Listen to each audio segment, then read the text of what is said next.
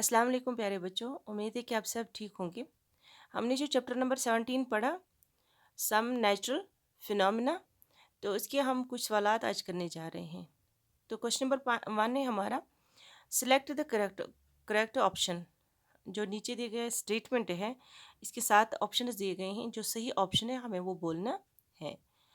Number 1 is, when a glass rod is rubbed with a piece of silk cloth, the rod, number A, option A है इसका, and the cloth both acquire positive charge, B becomes positively charged while the cloth has a negative charge.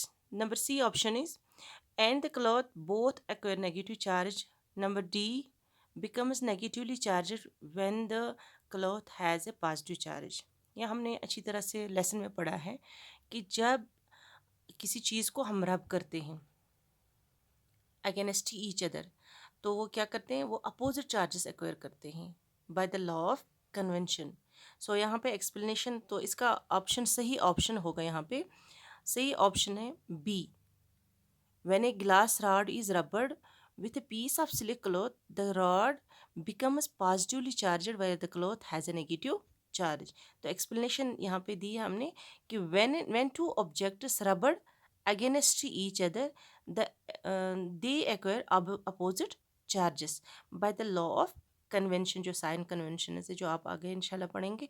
It is known that the rod acquires the positive charge and the cloth is acquiring the negative charge. जो हमने friction में भी पढ़ा, friction एक chapter था आपका, friction में भी पढ़ा, जब हम दो चीज़ों को रब करते हैं तो वो क्या करते हैं तो वो एक्वायर करते हैं opposite charges. Number 2 question is,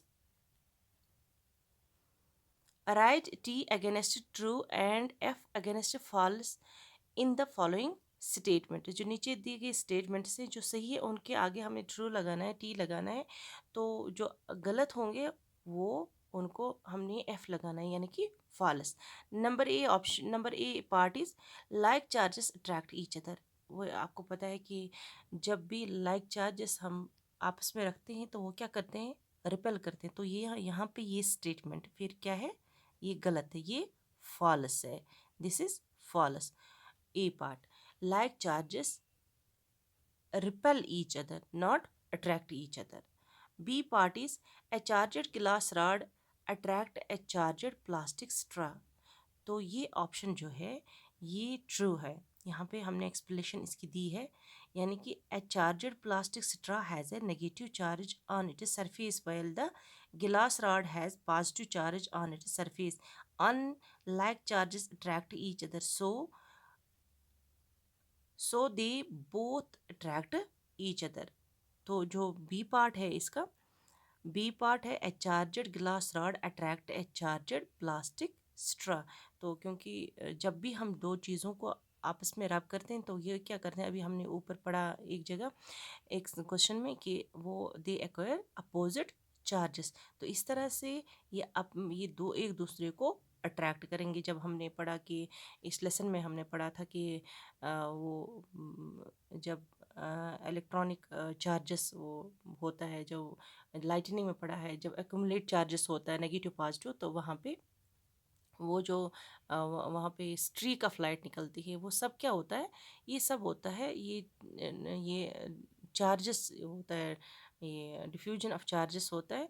तो यहाँ पे भी कि जब भी दो चीज़ों को आपस में रब किया जाता है तो एक्वायर करते हैं opposite charges.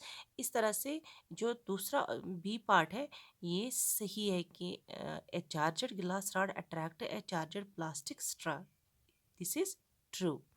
Number C is, lightning conductor can not protect a building from lightning.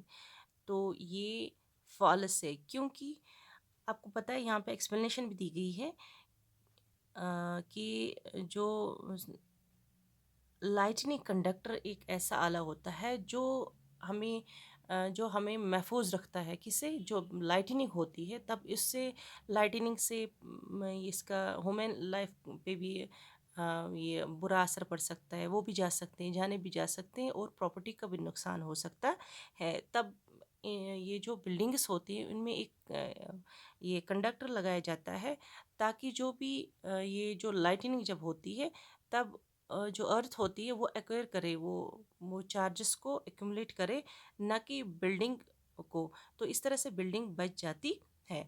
तो जो सी ऑप्शन है, lightning conductor can not protect a building from lightning, this is false.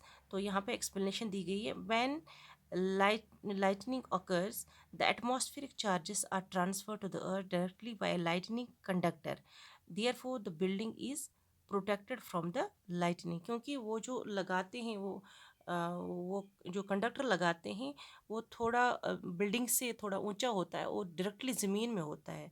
तो जब लाइटनिंग होती है तो वो ट्रांसफ़र होती है, जो लाइटनिंग होती है वो डायरेक्टली किस में ट्रांसफ़र होती है, वो ज़मीन में ट्रांसफ़र होती है, अर्थ में होती है। तो इस तरह से लाइटनिंग से बिल्डिंग बच जाती है। Number D is earthquakes can be predicted in advance. हमने पहले भी पढ़ा कि लाइटनिंग को हम लाइटनिंग जो ये जो मेट्रोलॉजिकल डिपार्टमेंट है वो बोल सकते हैं कि लाइटनिंग कब, क्योंकि थंडर स्टॉर्म्स के बाद ही लाइटनिंग होती है। जब वेदर ख़राब होता है तो उसमें होता है, ये एहतमाल होता है लाइटनिंग का, तो उसको हम प्रिडिक्ट कर सकते हैं। लेकिन अर्थक्वेक्स को हम प्रिडिक्ट नहीं कर सकते हैं। आज तक ना अर्थक्वेक्स को प्रिडिक्ट किया ना कर सकते हैं। इसलिए ये ऑप्शन जो है D part, it is false, क्योंकि earthquakes cannot be predicted in advance. Question number 3 is, sometimes a crackling sound is heard while taking off sweater during winters. Explain.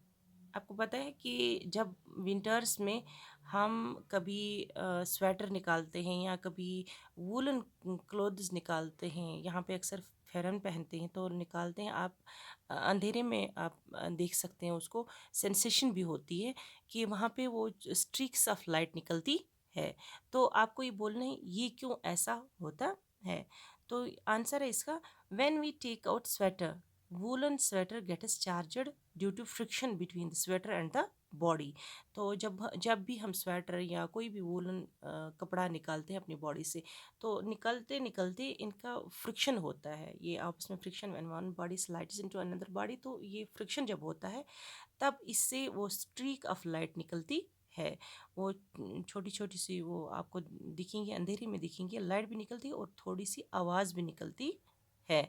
तो ये किसकी वजह से, ये फ्रिक्शन की वजह से between sweater and the body, this results in crackling sound. इस तरह से आपको वो साउंड भी दिखाई देती है, वो क्रैकलिंग साउंड सुनाई देती है, और थोड़ी सी वो लाइट भी दिखाई देती